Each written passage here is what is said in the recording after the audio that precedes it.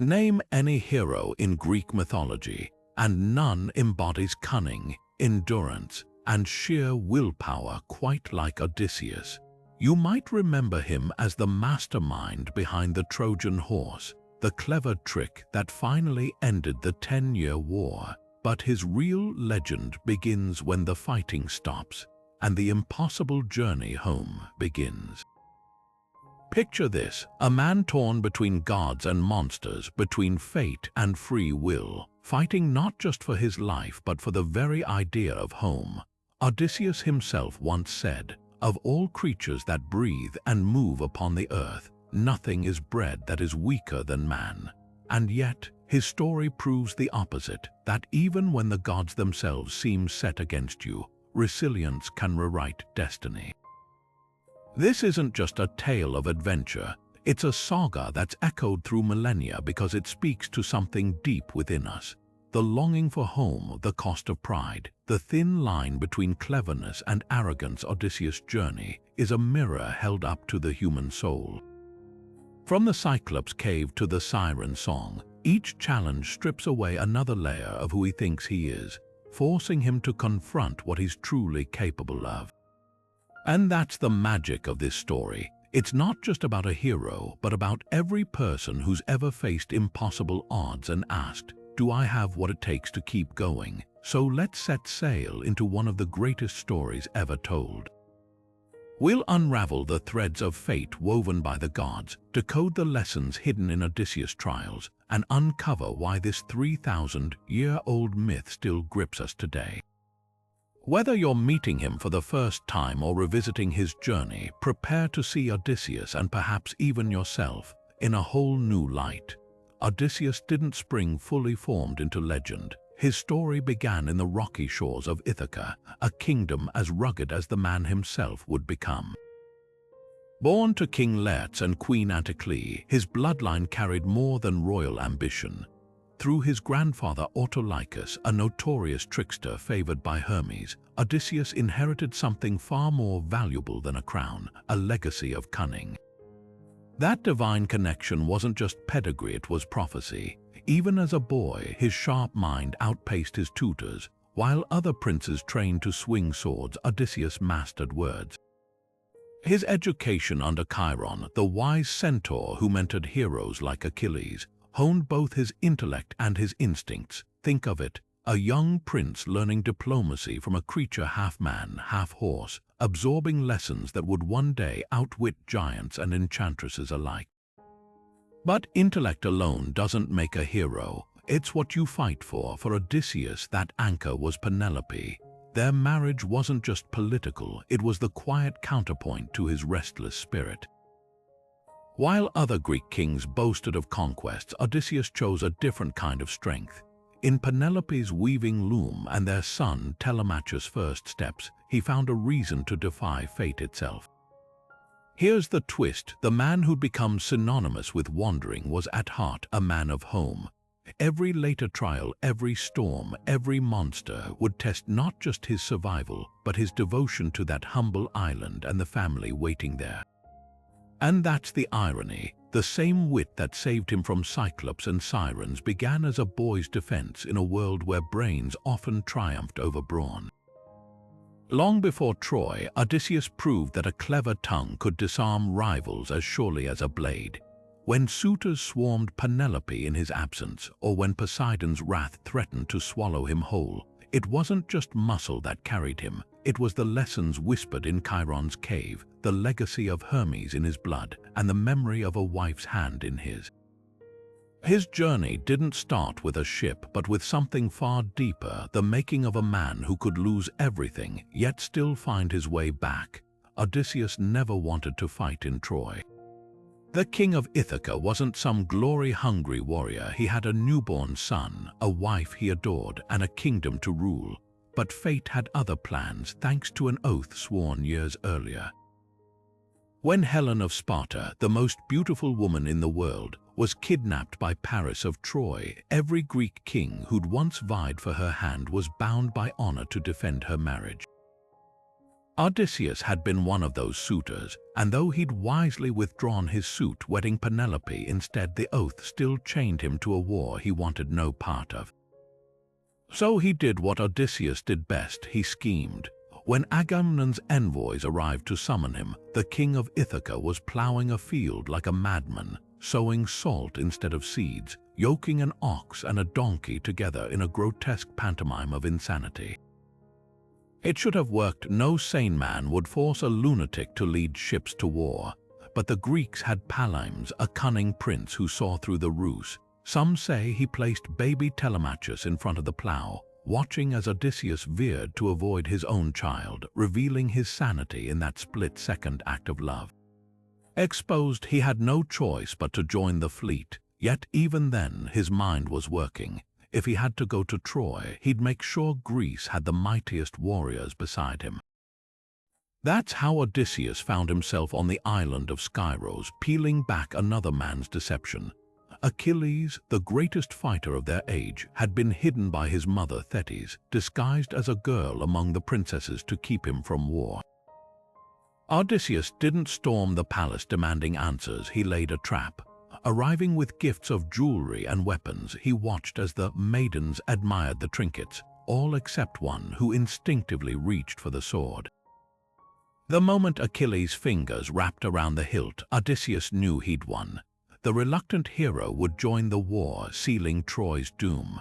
This was Odysseus' true role at Troy long before the wooden horse, the architect of Greece's victories, the man who turned reluctant kings into allies and outthought problems others would have met with brute force.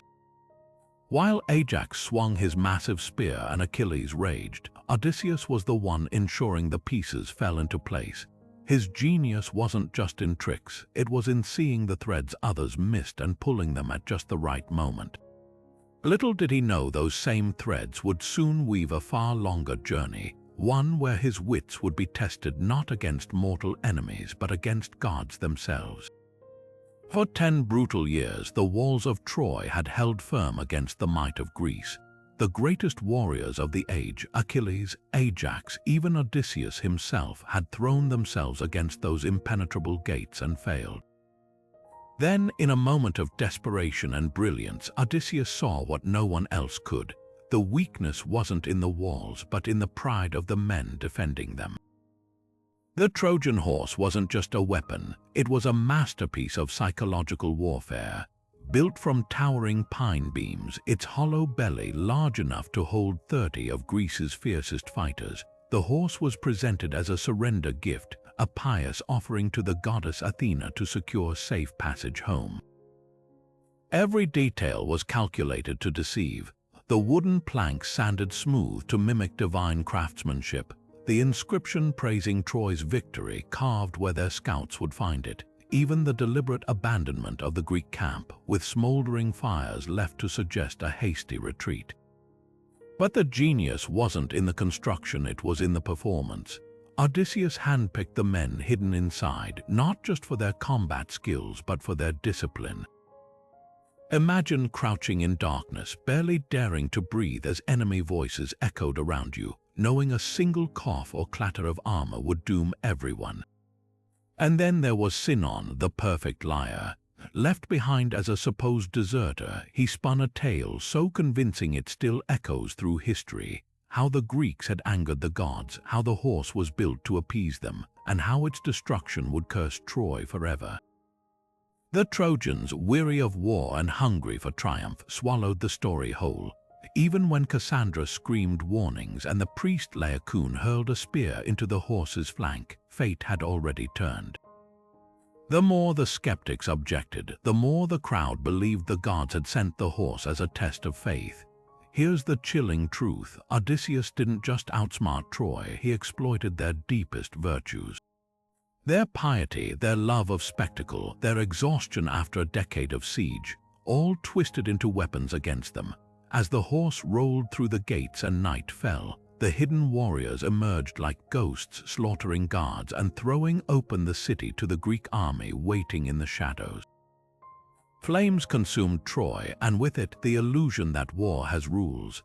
Was it a stroke of genius or an act of brutality? even Homer leaves that question hanging. The same cunning that saved Greek lives doomed countless Trojans, from warriors to women and children. Odysseus' triumph was also his moral crossroads. The moment he learned that victory, even for a just cause, could stain the soul. And yet, without that ruthless ingenuity, the war might have dragged on for another 10 years.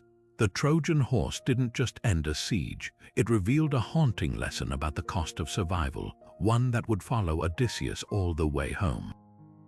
Victory at Troy should have been the end of Odysseus' trials, but the gods had other plans. With the ashes of the fallen city still smoldering behind them, his fleet set sail for Ithaca at last, 12 ships cutting through the wine-dark sea, each packed with plunder and men eager for home. Yet the journey began with a choice that would haunt them all. Along the coast of Thrace lay Ismarus, city of the Cicons. These were allies of Troy, and to Odysseus' weary crew they seemed easy prey. "Take what we need and leave," he warned, but greed outpaced wisdom. The raid succeeded too well. Wine flowed as his men feasted on captured livestock, ignoring their captain's orders to depart. By dawn, the Cicons had rallied their neighbors, swarming the beach with chariots and fresh troops. The Greeks fought desperately, but 6 men from every ship fell before they escaped, their decks slick with blood and stolen goods suddenly meaningless. This wasn't just a skirmish, it was a lesson engraved in loss. The Cicons revealed a truth Odysseus would learn again and again. Survival demanded more than strength or cunning, it required restraint. His men, still drunk on the triumph of Troy, had assumed the war's end meant the gods' favor would follow them forever. But the universe doesn't work that way. Poseidon, already nursing a grudge over the blinding of his Cyclops son, watched as Odysseus' fleet fled northward. The sea god's anger simmered, waiting for the moment to strike. And strike he did. A tempest rose unlike any sailor's tale's waves like crumbling mountains, winds shredding sails to ribbons. For 9 days the ships were playthings of the storm, flung so far off course that when the clouds finally parted, no recognizable star shone overhead. The crew knelt in gratitude for their lives, not yet realizing this was no accident of nature. They'd been marked. Every oar stroke toward Ithaca now carried them deeper into a gauntlet of trials, where each misstep would be punished not by mortal enemies, but by forces far older and crueler. The raid on the Cicons was more than a bad decision. It was the first thread unraveling. Odysseus had outwitted Troy, but could he outwit human nature itself?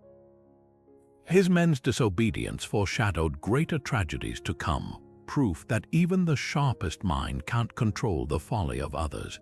The sea ahead held monsters and enchantments, but none so dangerous as the frailties of men who believed themselves invincible.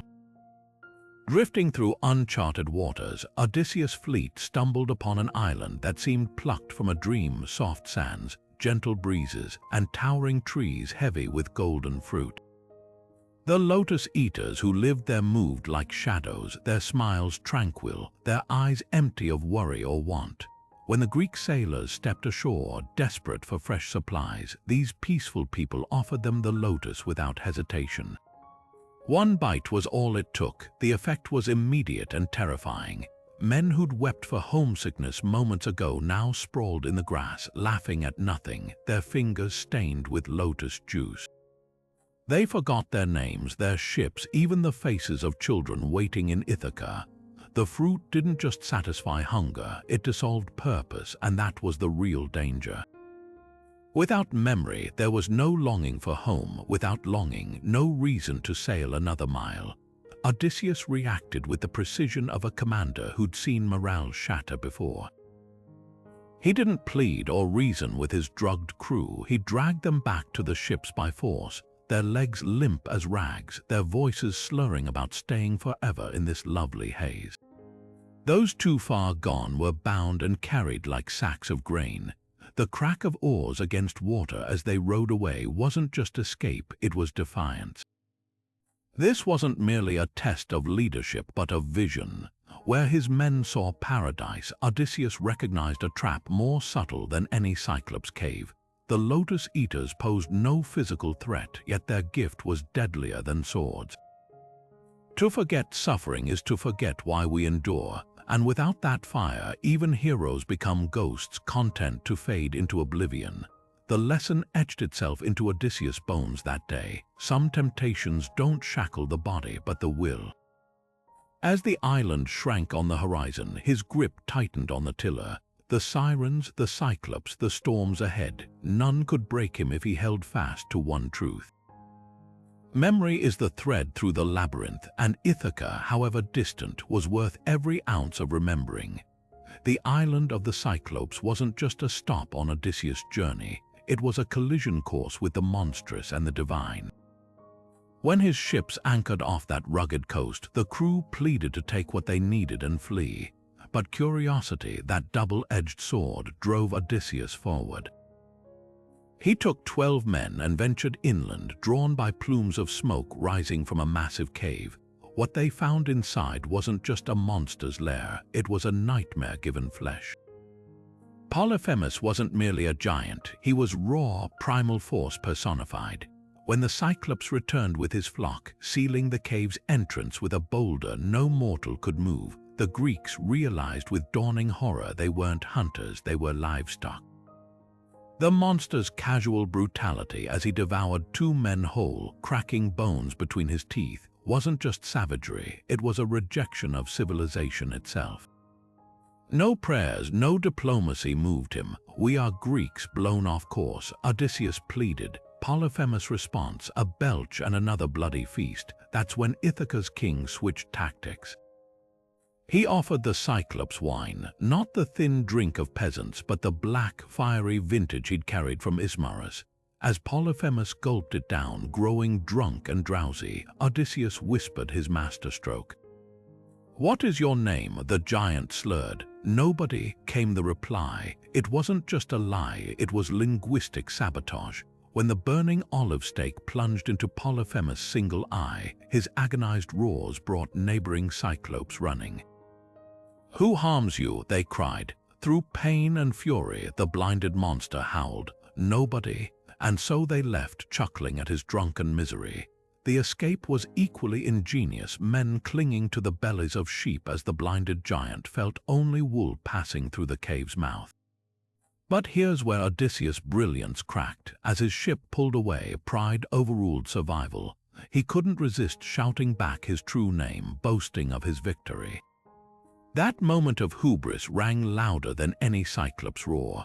Polyphemus, son of Poseidon, hurled a boulder that nearly swamped the ship, then raised his arms to his father, the sea god. The curse that followed would hound Odysseus for years, not because he outsmarted a monster, but because he forgot the first rule of cunning. The best tricks leave no one to seek vengeance. This wasn't just a battle of wits, it was a parable about the cost of victory. Odysseus saved his men through genius, then endangered them all through vanity. The Cyclops cave held 2 lessons: how to defeat a monster and how to become your own worst enemy. Poseidon, listening from the depths, would ensure that second lesson lasted all the way home.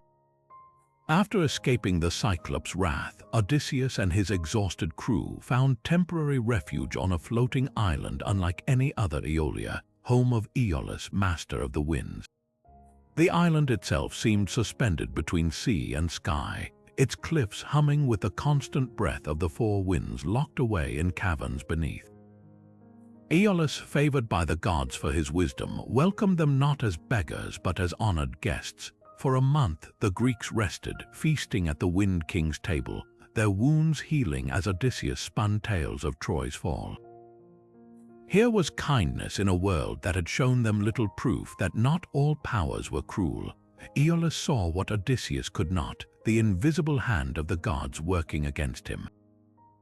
On their last night, he pressed a gift into the captain's hands, a tightly woven oxhide bag, its leather seams stitched with silver thread. Inside roared the captured winds, all but the gentle west wind Zephyr, which would guide them straight to Ithaca.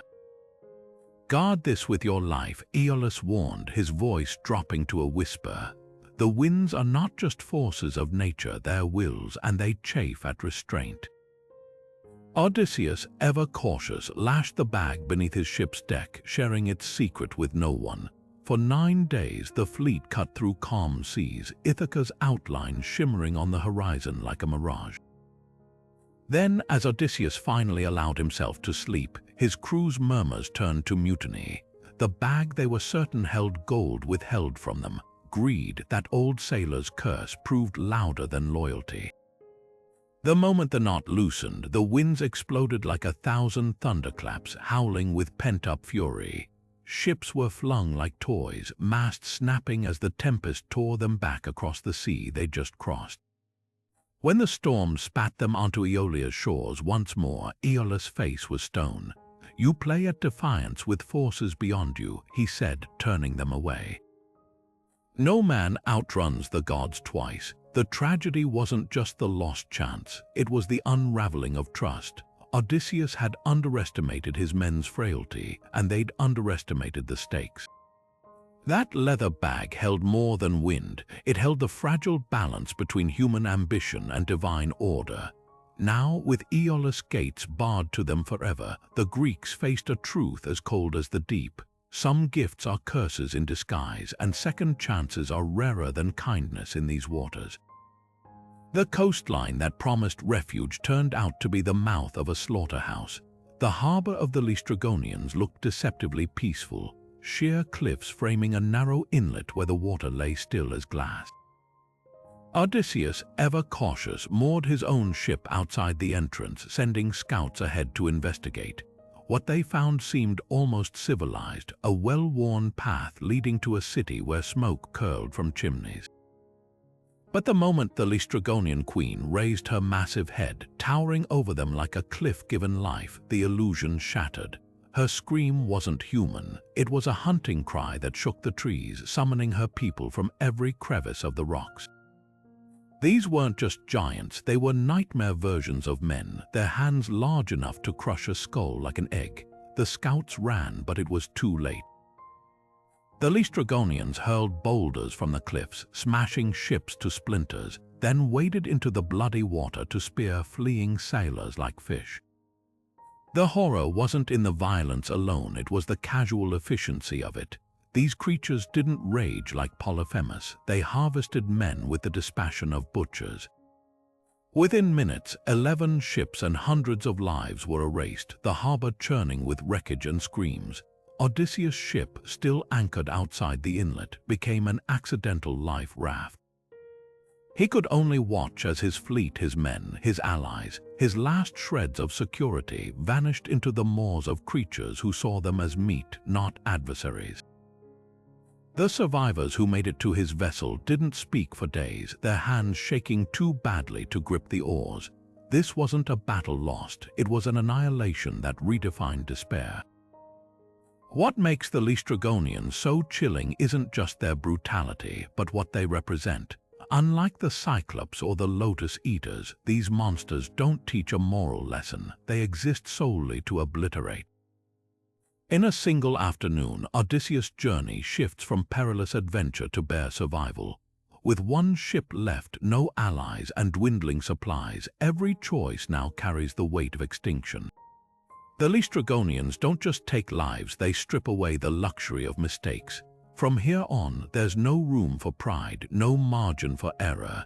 Just the sea, the dark, and the growing certainty that home might be a dream that died in that blood-red harbor. Circe's island smelled of wolves. That was the first thing Odysseus noticed as he stepped ashore, a feral sweetness clinging to the air, wild herbs and something muskier beneath. After the horror of the Laestrygonians, this place seemed almost welcoming. Smoke curling from a stone house deep in the woods, birds singing in gilded cages. But the men who ventured ahead returned changed. Not dead, not screaming, just eerily calm, their eyes glazed as they whispered of a goddess who'd offered them food and wine. Only Eurylochus, too wary to enter, saw the truth. Through a crack in the door, he watched as his comrades lifted cups to their lips, and mid-sip their bodies twisted, their shouts becoming squeals. Circe's wand tapped each shoulder, and where warriors had stood, now pigs rooted at her feet, their human minds trapped behind bristled hides. Odysseus' hand was already on his sword when Hermes appeared, not in a burst of light but like a traveler stepping from the trees. The messenger god's advice was as sharp as his smirk. "She'll unmake you before you blink." Into Odysseus' palm he pressed moly, a plant with milk-white flowers and roots black as death. "Bite this and her poison becomes water. When she strikes, rush her like a storm. Only then will she see you as more than prey." The confrontation was a dance of wills. Circe's spells slid off Odysseus like rain, her shock as delicious as it was rare. Here was a man who couldn't be reshaped. Her laughter rang like bells when he held his blade to her throat, not in fear but delight. "Clever little mortal," she purred, already unraveling her magic from his men. What followed wasn't just survival but seduction. For a year, Odysseus lingered in her halls, feasting on food that didn't transform, drinking wine that didn't deceive. Circe's bed was warm, her stories of the sea's secrets warmer still. She mapped the horrors ahead: the Sirens' rocks, Scylla's teeth, the twin sons of Helios' cattle, not out of kindness, but because even enchantresses grow lonely among beasts. The danger wasn't in Circe's spells, but in the comfort she offered. Each day spent in her arms was a day Ithaca faded. His men grew soft, their calluses smoothing over, their voices losing the edge of hunger for home. That was her true magic, not turning men into pigs, but making them forget they'd ever been kings. When Odysseus finally roused them to leave, their protests weren't born of fear, but of the cruelest enchantment of all, the belief that paradise could exist off the map of their destinies. Circe didn't curse them with monstrosity, she tempted them with the dream of staying lost. Circe's final gift to Odysseus wasn't gold or provisions, it was a path no living man should walk. To find his way home, she said, he'd need wisdom from beyond the grave. The very idea chilled his crew, sailing to the land of the dead, where sunlight never touches and voices echo with the weight of eternity. Yet the alternative, wandering blindly into Poseidon's wrath, was worse, so they steered toward the edge of the world where the river Acron pours into the underworld's mouth. The air grew thick as oil, their breath visible despite no cold wind blowing. This wasn't just a journey, it was a violation of nature's order, and the shadows seemed to recoil at their presence. The rituals were precise. At a rocky beach where the living and dead blur, Odysseus dug a trench with his sword, pouring libations of milk, honey, wine, and water, the blood of the earth to call spirits forth. The scent drew them like moths to flame. First came Elpenor, the youngest crewman, who'd drunkenly fallen from Circe's roof days earlier. His ghost, still nursing the wound that killed him, begged for proper burial. Then Anticlea, Odysseus' mother, materialized with a gasp. She died of grief during his absence, her hands forever reaching for a son she believed lost. The reunion was agony. Odysseus wept as she slipped through his arms 3 times, her form as insubstantial as smoke. But the true horror wasn't the ghosts, it was their hunger.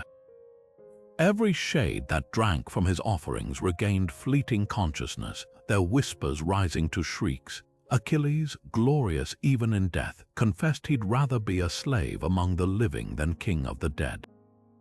Agamemnon, butchered by his own wife, warned Odysseus to trust no woman. And then came Tyreus, the blind seer, his hollow eye socket seeing more than mortal eyes ever could. The prophecy he rasped would shape the rest of Odysseus' journey. Poseidon's fury could still shatter him, but the greater danger lay in restraint. When you reach Thrinacia, the seer warned, the cattle of the sun god are death-made flesh. Harm them and your men will perish. Your only hope is their discipline and your command. The underworld didn't just offer warnings, it stripped away illusions. Here Odysseus saw the cost of his choices written on the faces of the dead. His mother's sorrow, his comrades' regrets, even the hollow pride of fallen kings whispered the same truth. Survival isn't just about returning home, but about who you become along the way. As the ship fled that cursed shore, the living crew sat in stunned silence, their faces pale under the returning sun. They'd glimpsed the end point of every mortal story and now carried its weight in their bones. The air hung thick with salt and dread as Odysseus' ship approached the Sirens' island. Even before the jagged rocks came into view, the silence itself felt predatory. No seabirds cried, no waves crashed against the shore. Only the creak of oars and the too loud breathing of men who knew death wore a beautiful face. Circe's warning echoed in Odysseus' skull. These weren't mere monsters, but singers who could unspool a man's soul with a melody. Their voices carried the weight of all longing, every lost love, every missed chance, every if only that haunts a lifetime. To hear them was to abandon reason, to leap into the sea and drown with a smile. Odysseus' solution was a masterpiece of self-awareness and restraint. He carved beeswax into pellets, pressing them into his crew's ears until they heard only the thunder of their own pulses. But for himself, he demanded to be lashed to the mast with ropes no human strength could break. "No matter how I beg," he ordered, "tighten the knots."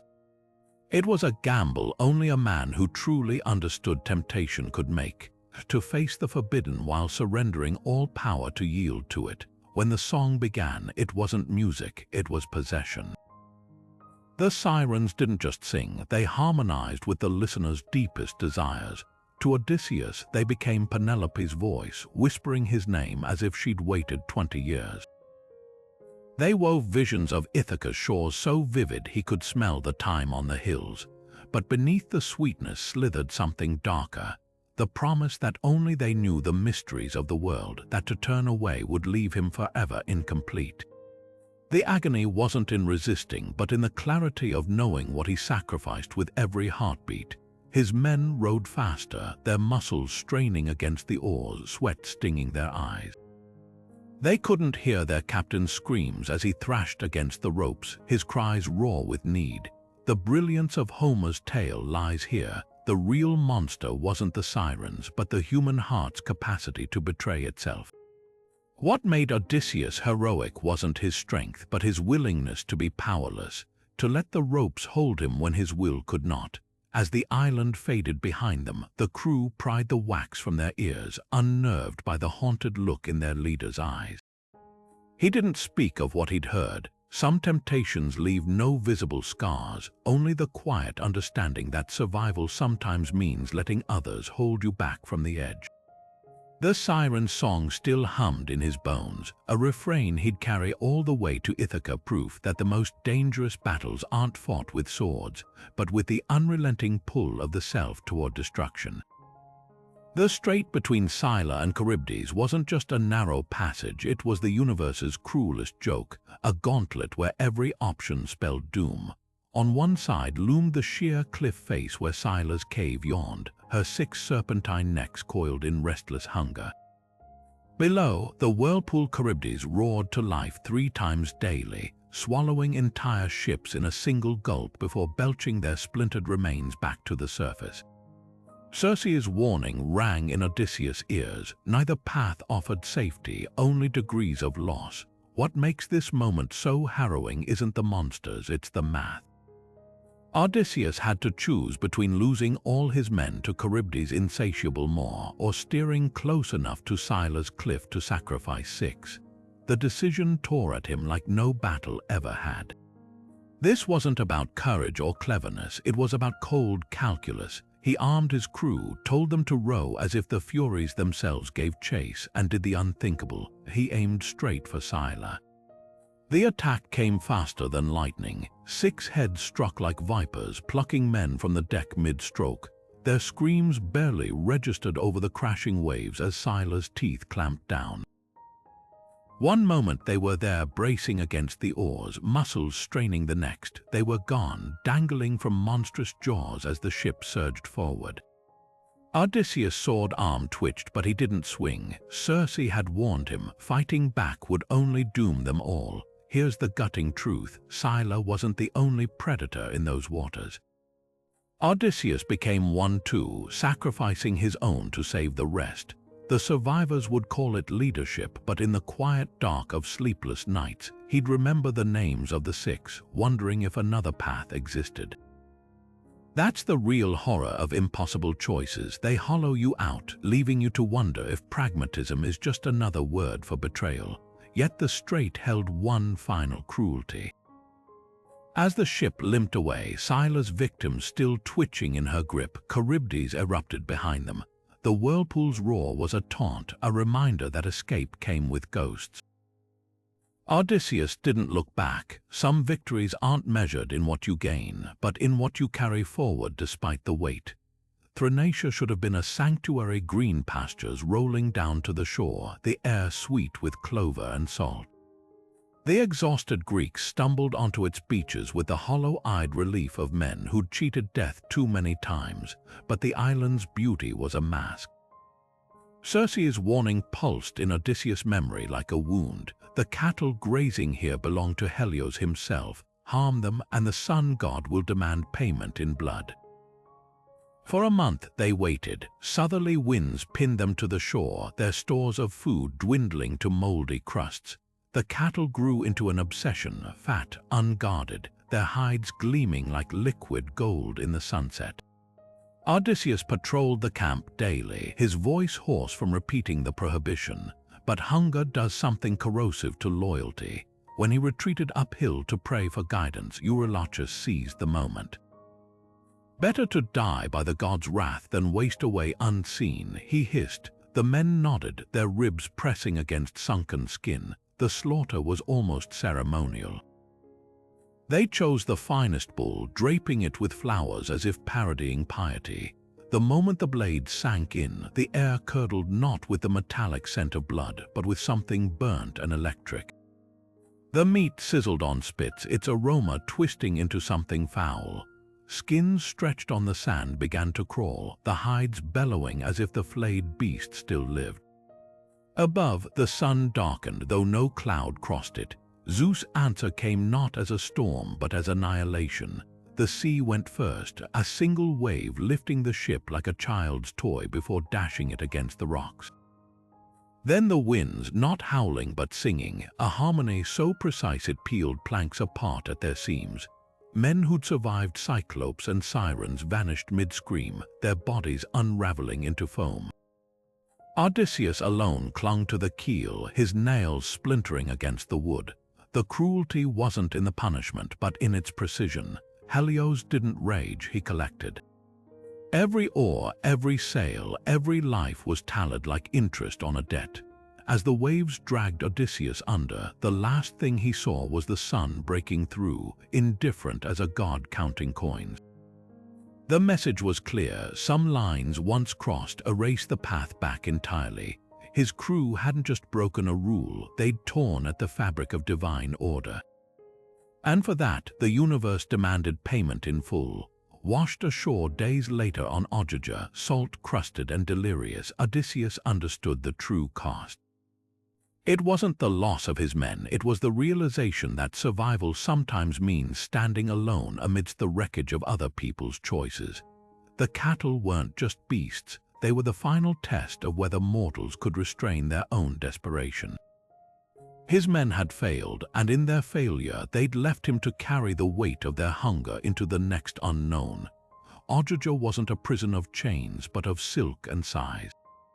The moment Calypso's fingers brushed Odysseus' salt-crusted face, he knew this island operated on different rules. Time moved like honey here, thick and golden.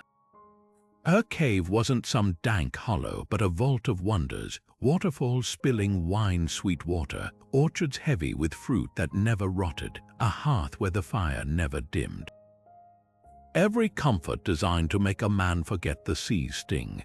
For 7 years, the nymph wove her immortality into every offer. Stay, she'd murmur, tracing the scars on his hands, and these marks of mortality will fade. You'll never ache, never age, never watch your loved ones turn to dust. Her love wasn't gentle, it was the kind that smothers, possessive as the ivy choking the trees outside her grotto. She didn't just want Odysseus, she wanted to erase the parts of him that longed for anywhere else. Yet each dawn found him on the same stretch of shore, carving the same invisible letters into the sand with a stick, Penelope. The ritual was a rebellion. Where Calypso offered eternal youth, memories of Ithaca offered something sharper.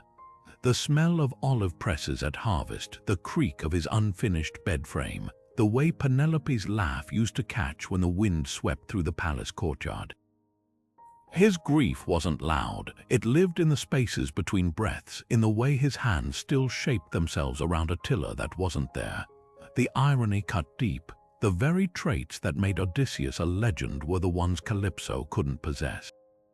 His cunning, his endurance, they were forged in the mortal world where time pressed like a whetstone.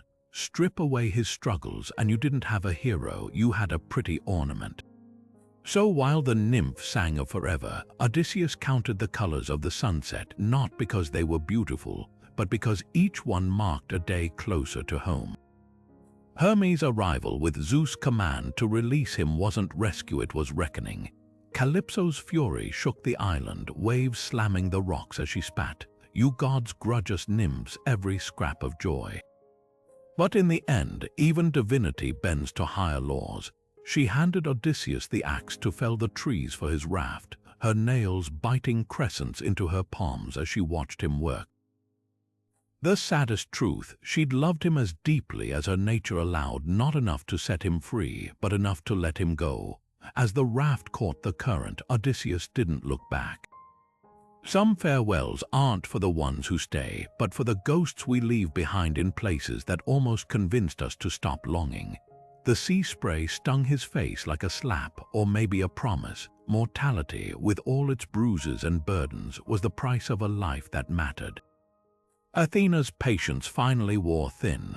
Watching Odysseus waste away on Ogygia wasn't just injustice, it was an insult to the very idea of homecoming. The goddess of wisdom didn't storm Olympus, she arrived with calculated grace, her plea wrapped in diplomacy. "Father," she murmured beside Zeus' throne, "the man who bled for Troy deserves more than to be a nymph's plaything." The king of gods sighed. He knew Poseidon's grudge still burned, but balance had to be restored. With a nod, he sent Hermes streaking across the sky, his winged sandals barely skimming the waves before touching down on Calypso's shore. The nymph recoiled as if struck when she heard Hermes' decree. "You'd rip him from me after 7 years." Her voice cracked like tide against rock, but defiance withered under the weight of divine order. She found Odysseus where he always was, carving the tides with hollow eyes, his hands calloused from building and rebuilding the same phantom ship in his mind. This time she didn't coax or seduce. "Go," she spat, tossing an axe at his feet. "Cut your trees and be gone." The bitterness in her voice couldn't mask the grief beneath. Love curdled into something as sharp as salt in a wound. Odysseus worked with the precision of a man who dreamed this moment for 2,500 sunsets. The raft took shape from towering cypress trunks, lashed with vines as thick as pythons. Calypso watched from the cliffs, her silence more punishing than any storm. When the last knot was tied, she appeared one final time, pressing a skin of ruby dark wine into his hands. "A gift," she said, though her eyes said curse. "May it remind you of what you chose to leave." He drank deep, tasting pomegranate and something older. The kiss of immortality turned to vinegar. Poseidon struck on the 18th dawn. The sea god had waited years for this moment, letting hope stretch taut before snapping it. The sky convulsed, waves rising like mountains, intent on grinding the raft to splinters. Odysseus clung to the mast, his muscles screaming as the wineskin, now buoyant with air, became his only lifeline. Lightning seared his vision, revealing the cruel joke of it all. After surviving monsters and ghosts, he might drown within sight of Phaeacia's torchlit shores. The raft disintegrated plank by plank until he was left straddling a single beam, salt crusting his lips, his voice raw from shouting challenges at the storm. Then, as suddenly as it began, the fury spent itself. The waves gentled, carrying him like a grudging hand toward the beach. Poseidon hadn't relented. He'd simply exhausted his vengeance. Odysseus crawled onto the sand, his body a map of bruises and barnacle cuts, his mind clinging to one truth: the gods might break him, but they hadn't killed him yet. As the Phaeacian fisherman's torches bobbed toward him through the pre-dawn gloom, he laughed, a hoarse, broken sound. The storm had taken everything but the one thing Calypso never understood, his refusal to stop being mortal, scars and all. The sand burned against Odysseus' cheek, each grain sharp as a reproach. He didn't hear the giggles at first, too busy coughing up seawater and bile, but when the shadows fell across his face, he forced his eyes open. A princess and her handmaid stood frozen, their laundry baskets abandoned, staring at the naked, salt-crusted stranger half buried in the dunes. Nausicaa should have screamed. Any proper princess would have. Instead, she tilted her head, curiosity outweighing fear. "You look like a god," she said, "but gods don't wash up starving." Her practicality was a lifeline thrown without hesitation. Phaeacian hospitality wasn't just courtesy, it was art. Nausicaa tossed him a cloak purple, the color of royalty, led him to the river to wash, then fed him olives and warm bread while he spun a careful half-truth about being a shipwrecked trader. Her father, King Alcinous, went further. That evening, in a hall where the very walls gleamed with bronze, the king didn't interrogate. He honored the stranger with a feast. "Whoever you are," he declared, raising a cup, "hunger is the only enemy here." The orchestra struck up a tune, and for the first time in years, Odysseus felt the weight of his scars lighten. Then the bard began to sing, not of random heroes of him, the fall of Troy, the wooden horse, the names of men he'd watched die. The past came rushing in like a tide, and before he could stop himself, Odysseus was weeping into his wine. The room fell silent. Alcinous leaned forward. "A guest's tears are a host's responsibility," he said gently. "Tell us your true story." What followed wasn't just a recounting, it was an exorcism. Odysseus spoke for hours, his voice cracking on Polyphemus' curses, trembling at the Sirens' song, going hollow when he named the men Scylla snatched. The Phaeacians didn't just listen, they leaned in, their faces reflecting his grief, their gasps echoing his near misses.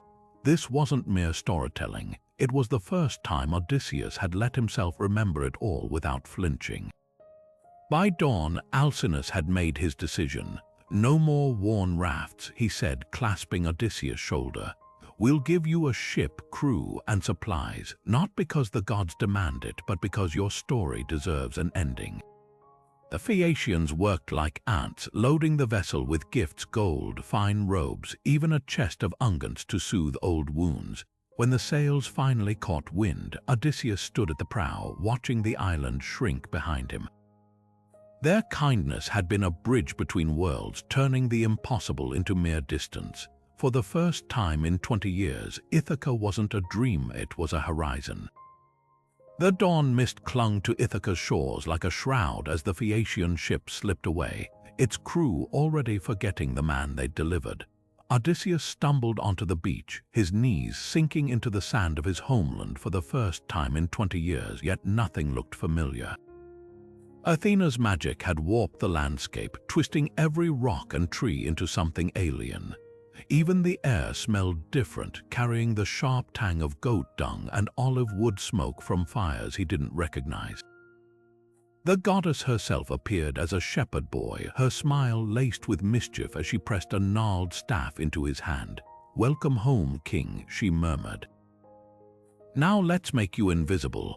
With a touch, his skin wrinkled, his hair thinned to wisps, his royal bearing slumped into the shuffle of a broken old beggar. The transformation wasn't just disguise, it was a test. Could he bear to see his kingdom through the eyes of the forgotten? The palace on the hill told the story without words. The courtyard walls, once gleaming white, were stained with wine and soot. Laughter too loud, too crude, spilled from the feasting hall, laughter that didn't belong. Odysseus crept closer, his beggar's rags blending with the shadows, and the truth unfolded like a nightmare. Dozens of suitors lounged on his couches, gorging on his livestock, their fingers greasy as they jostled for Penelope's attention. The queen sat weaving, her face a mask of quiet fury, while her maids scurried under the weight of their demands. and Telemachus, the boy he'd left in a cradle, stood nearly a man now, his knuckles white around a cup as he endured their taunts. Here's what the songs often gloss over. The suitors weren't just rude guests, they were parasites. Every ox they slaughtered, every amphora of wine they drained, was a deliberate hemorrhage of Odysseus' legacy. Their courtship wasn't romance, it was a slow siege, an attempt to starve Penelope into surrender. They'd even turned the palace into their own grotesque parody of power, holding contests with Odysseus' bow while mocking the absent king. The cruelty wasn't in their strength, but in their assumption that no one would ever call them to account. Athena's fingers tightened on Odysseus' shoulder as he trembled with rage. "Not yet," she whispered. The plan required more than bloodshed, it needed the suitors to damn themselves. So Odysseus the beggar limped into his own hall, his head bowed, his hands outstretched for scraps. The first kick came from Antinous, the ringleader, who hurled a stool at his ribs with a sneer. "Earn your meal, old man." The blow was nothing compared to the sting of seeing his own dog, Argos, mangy and flea-bitten, lift its head from the dung heap in recognition before collapsing dead. Every insult, every withheld crust became a thread in the noose the suitors were weaving for themselves. Penelope's gaze flickered to the beggar more than once. Did some part of her sense the fire beneath those rags, or was it simply that he was the only man in the room who met her eyes without hunger? She intervened when the suitor's mockery turned vicious, her voice cool as a blade. "Even beggars carry stories, let him stay." The loom behind her held a half-unraveled shroud, her famous ruse to buy time, promising to choose a suitor once it was finished, only to undo each night's work by dawn. But the threads were fraying, her tricks exhausted. The suitor's patience had curdled into threat. Odysseus crouched by the hearth, the firelight casting hollows across his face. This wasn't just a homecoming, it was a reckoning in slow motion. The suitors feasted on his wealth, but he fed on their arrogance, memorizing every face, every careless boast. Let them laugh while they could. Soon they'd learn what happens when a king steps out of the shadows. While Odysseus battled monsters and gods, his son wasn't idle. Athena had plans for Telemachus too. The boy who'd grown up under the shadow of a ghostly father found himself shoved into manhood overnight when the goddess strode into his hall disguised as a family friend. "Your house reeks of wolves," she told him, her voice cutting through the suitor's din. With those words she lit a fire in him. No more waiting, no more bowed head. She sent him sailing to the courts of Nestor and Menelaus, kings who'd fought beside Odysseus at Troy. Telemachus' journey wasn't just a quest for news, it was a transformation. Nestor welcomed him with feasts, but it was Menelaus who gave him truth. In Sparta's torchlit hall, Helen herself poured wine as Menelaus spoke of Odysseus' cunning. The Trojan horse, the Cyclops blinding, how his voice alone could rally broken men. For the first time, Telemachus didn't hear legends, he met the father he'd never known. The suitors back home had mocked him as a fatherless boy, but here, among warriors, he stood taller. Athena's lessons sharpened him when to press for answers, when to listen, how to wear authority like a cloak. Their reunion on Ithaca's shores wasn't tears and embraces, it was strategy etched in whispers. Odysseus, still disguised as a beggar, watched his son from the shadows as Telemachus commanded servants with a king's quiet certainty. The moment they stood alone in the olive grove, Athena's magic fell away like shed skin.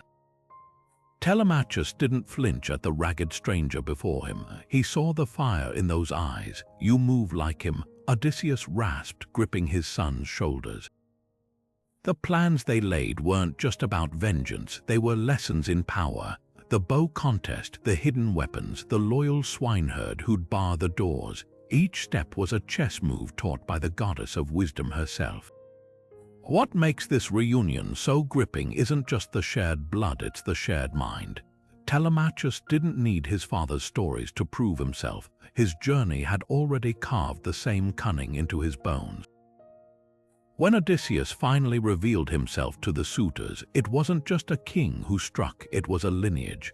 Father and son fought shoulder to shoulder, their arrows finding the same targets, their blades singing the same song. The boy who'd once trembled at the suitors' laughter now watched them choke on their arrogance, his father's grin mirroring his own. In that bloody hall, two strands of destiny wove together, a proof that some legacies aren't inherited, they're forged in the fires of absence and the will to come home. Eumaeus' hut smelled of wood smoke and cured meat, a welcome refuge from the cold bite of Ithaca's winds. The swineherd didn't recognize the tattered beggar at his door, but that didn't stop him from offering bread, cheese, and a seat by the fire. This was loyalty stripped bare, no fanfare, no expectation of reward, just the quiet decency of a man who'd spent 20 years tending another's flocks while the world forgot their king. Odysseus studied him through the flickering light, calloused hands, a face weathered by seasons in the fields, eyes that still held a spark of hope when he spoke of his master's return. Here, in this humble shelter, was the last untouched corner of his kingdom. Their conversations unfolded like a slow unspooling of grief and resilience. Eumaeus spoke of the suitor's waste, the queen's dwindling strength, the way Telemachus carried his father's absence like an invisible yoke.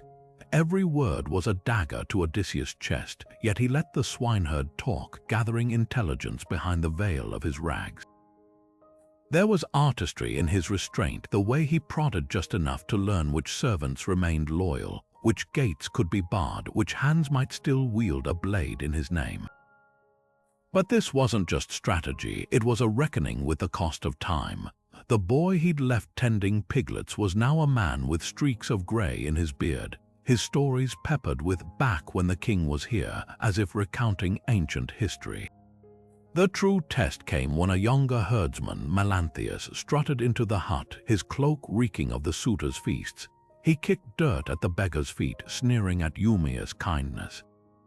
Still praying for a ghost to return, the swineherd didn't flinch. "I owe the king my life. I'll tend these hogs till I die if that's his wish." In that moment, Odysseus saw the fracture lines of his kingdom. Men like Melanthius, who'd traded loyalty for scraps from the usurper's table, and men like Eumaeus, whose faithfulness needed no audience.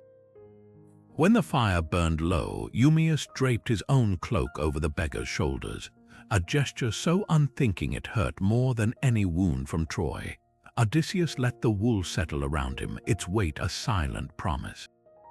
The swineherd's loyalty would be repaid not with gold but with something rarer, the chance to stand shoulder to shoulder when the shadows finally lifted. As dawn tinted the hills, the beggar smiled for the first time in years. The threads of home weren't entirely broken, just waiting for the right hands to weave them back together. Penelope's loom wasn't just a tool, it was a battlefield. For years, she'd played the suitors like a lyre, weaving by day and unraveling by night, her shroud for Laertes a masterpiece of false promises. But even the most patient deception has its limits. The suitors' demands grew louder, their threats sharper, until the loom's thread snapped under the weight of their impatience. That's when she reached for the bow. Odysseus' great bow, carved from the horn of a mountain stag, had hung untouched since the day he left for Troy. Its curve held the memory of his hands, the wood polished smooth by years of use. Penelope lifted it before the suitors like a challenge, her voice steady despite the storm in her chest. "Whoever strings this bow," she declared, "and shoots an arrow through 12 axe heads, as my husband once did, shall have me as his wife." The room erupted in cheers, but her eyes flickered to the ragged beggar crouched by the door. Something in his stillness sent a shiver down her spine. One by one, the suitors strained and grunted, their soft hands slipping on the bowstring. Antinous, the cruelest of them all, even tried warming the bow by the fire, as if luxury could bend what only strength and skill deserved. The wood refused to yield, mocking their impotence. The bow wasn't just a test, it was a judge, weighing their worth against the ghost of a king they'd never measure up to. Then the beggar rose. Mockery followed him like a shadow as he approached the weapon. "Let the old fool try," someone jeered, but Penelope watched, her breath caught as his fingers, knotted with scars they hadn't been moments before closed around the bow. The wood sighed, recognizing its master. With a single motion, he strung it, the twang vibrating through the hall like a thunderclap. The suitors' laughter died in their throats. The axe heads stood in a row, their sockets gaping like mouths. Odysseus knocked an arrow, drew back, and let fly, not as a beggar, not as a stranger, but as himself. The arrow hissed through all 12 rings, burying itself in the wall beyond. Silence swallowed the room, thick and suffocating. Penelope's hands trembled, but her voice didn't. "It seems the gods have spoken." The words hung in the air, a guillotine's blade poised to fall. The beggar's disguise was still intact, but in that moment she knew. The bow had never lied. The real test wasn't for the suitors, it was for her. Would she recognize the man who'd come home, not in glory, but in rags? The answer trembled on her lips as the shadows in the hall seemed to lean closer, waiting. The moment the arrow struck the wall, the air in the hall curdled. Odysseus let the rags fall from his shoulders like shed skin, his body straightening to the height the suitors had forgotten. The scar on his thigh, the mark of a boar's tusk from his youth, flashed pale in the torchlight, and the room's breath hitched. Antinous' wine cup slipped from his fingers, the red pooling like a portent on the floor. What followed wasn't battle, it was eradication. Odysseus' first arrow took Antinous through the throat mid-sip, the suitor's laughter still bubbling in his blood. Chaos erupted as the king turned his bow on the rest, each shot a punctuation to 20 years of rage. Telemachus moved like his father's shadow, swords materializing from hidden caches as loyal servants barred the doors. The suitors scrambled over overturned tables, their feasting knives suddenly pathetic against the precision of warriors who'd survived monsters. Even the bard who'd sung of their exploits moments before cowered beneath his lyre as the hall became an abattoir. But here's where Homer forces us to confront the cost. Eurymachus, the second suitor to fall, begged with his last breath. It was Antinous who let us spare the rest and will repay tenfold. Odysseus' pause was barely perceptible, his arrow already nocked. Too late for bargains, he said, and the strings sang. The slaughter wasn't just punishment, it was annihilation of every man who'd presumed the king wouldn't return.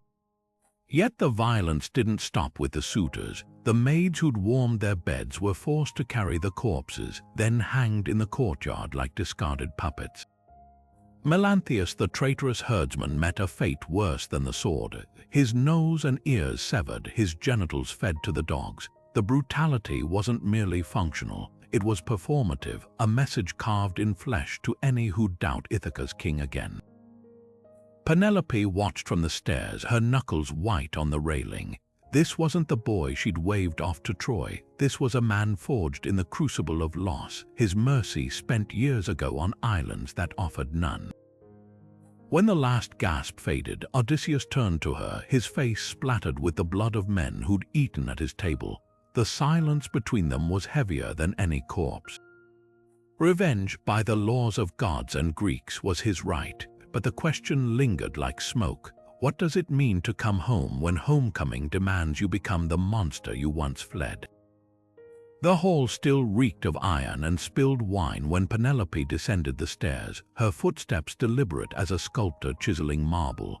She faced the blood-streaked stranger, her spine straight despite the tremor in her fingers. 20 years of waiting had taught her this. Miracles are just traps wearing pretty disguises. "You speak like Odysseus," she said, voice cool as a blade pulled from snow. But words are the easiest thing to steal. The firelight caught the silver in her hair, each strand a tally mark of nights spent unraveling that damned shroud. Odysseus didn't rush forward. He knew this dance hadn't he spun lies for Circe, for the Cyclops, for kings and monsters alike. So when Penelope turned to her maid and murmured, "Move our bed to the guest chamber," he felt the trap snap shut. Their bed, the one he'd carved from a living olive tree still rooted in the earth, its branches forming the posts, its trunk the frame. A thing no mortal could move without tearing apart the palace itself. The rage that twisted his face wasn't feigned. Woman, the word erupted like a dam breaking. Who dared mutilate my work? He described the tree's gnarled heartwood, how he'd planed the trunks smooth to cradle their bodies, how the scent of olives clung to the sheets after rain. Each detail was a key turning in a lock buried deep, not just facts, but secrets only two people alive could know. Penelope's knees buckled then, not with weakness but the sheer force of release. 20 years of armor clattered to the floor as she gripped his wrists, her thumbs finding the scar from the boar hunt, the calluses no beggar's disguise could fake. Their embrace wasn't the swift collision of youth, but something slower, heavier, two survivors pressing their wounds together to see if the seams still matched. Dawn found them wrapped in the olive wood bed's embrace, words pouring like wine after a drought. She spoke of suitors' threats disguised as courtship, of Telemachus' first shaky steps toward manhood, of how she'd bribed the caged nightingale to sing at midnight so the hall wouldn't hear her weep. Odysseus whispered of Calypso's cave, of Circe's warnings, of the way he'd carved her name into every island's sand like a compass needle. The bed creaked beneath them, not from their weight but the living tree's slow growth, its roots cradling the palace foundations. A marriage wasn't just two people but the things they'd planted together. By morning, the household stirred differently. The maids didn't flinch at sudden noises. The hound stopped snarling at shadows. Even the looms seemed to hum a quieter tune. Order wasn't restored with a crown or a sword, but with the silent language of hands relearning each other. A queen's fingers brushing a king's knuckles as they passed the bread, the way their laughter tangled like vines on a shared trellis. The suitor's ghost still clung to the rafters, but home at last was no longer a memory.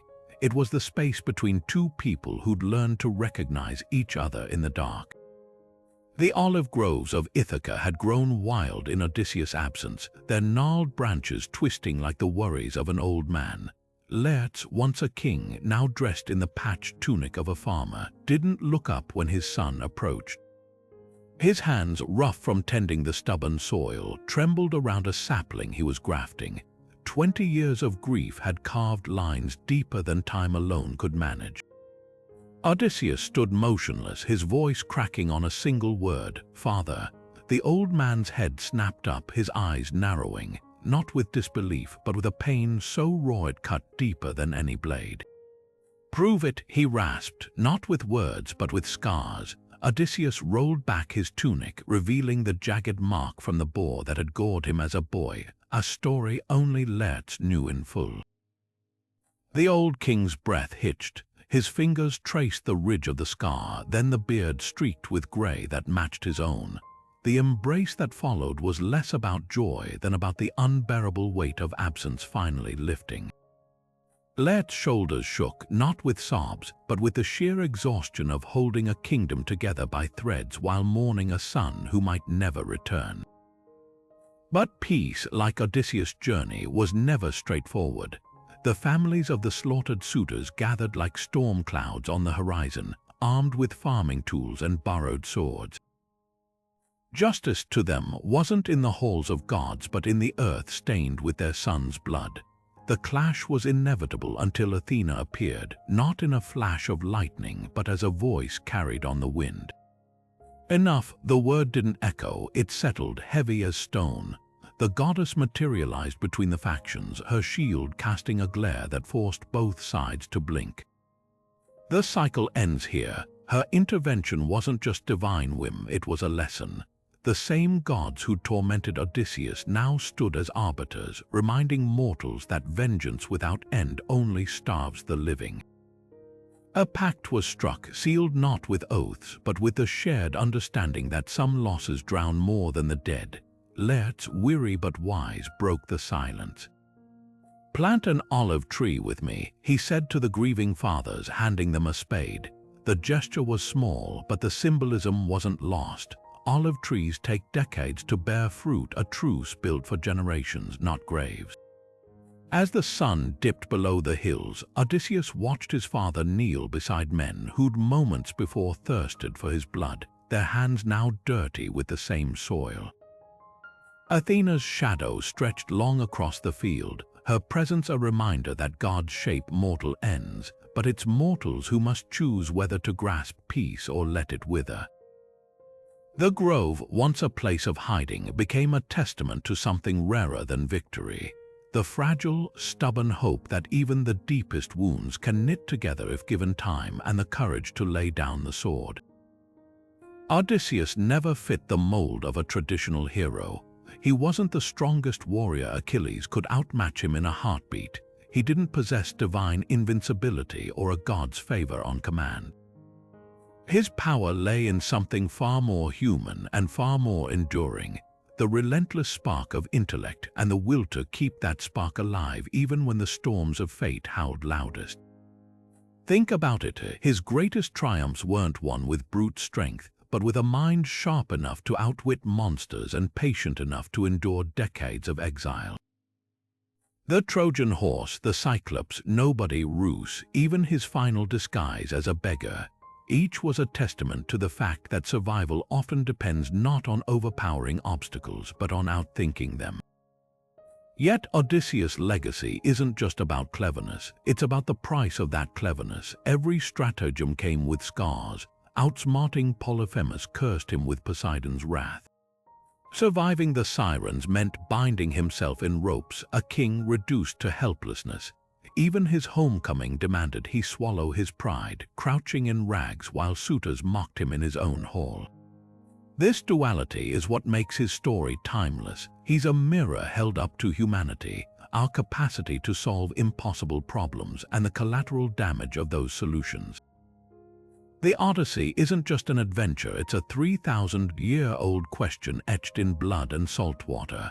What's worth sacrificing for survival? When does wisdom become cruelty? How much of yourself can you lose before home no longer recognizes you? And let's talk about that homecoming. Unlike other Greek heroes, Odysseus' arc doesn't end with a crown or a god's blessing. It ends with a bed, a marriage bed carved from a living tree, its roots sunk deep into the earth of Ithaca. That's the final, aching truth of his journey. After 20 years of battling gods and monsters, the real test was whether anything of his old self remained to fit into the life he'd left behind.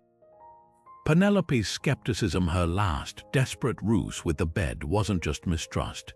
It was the question we all face after walking through fire. Can the person who left and the person who returns ever truly be the same? So here's the challenge Odysseus leaves us with. Not just to admire his cunning, but to weigh it. Was his relentless determination to survive a virtue, or did it cross into selfishness when men died for his choices? Was his final slaughter of the suitors justice, or another layer of the cycle of violence he'd spent his life navigating? The beauty of Homer's epic is that it refuses easy answers. It invites us to wrestle with the same tensions that ripple through our own lives, between ambition and humility, between resilience and ruthlessness. Now we turn to you. What moments from the Odyssey linger in your mind? Is it the heart-stopping tension of the Sirens' song, or the quiet devastation of Argos the dog dying at his master's feet?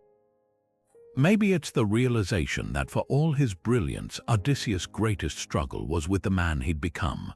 Drop your thoughts below, let's unravel this tapestry together.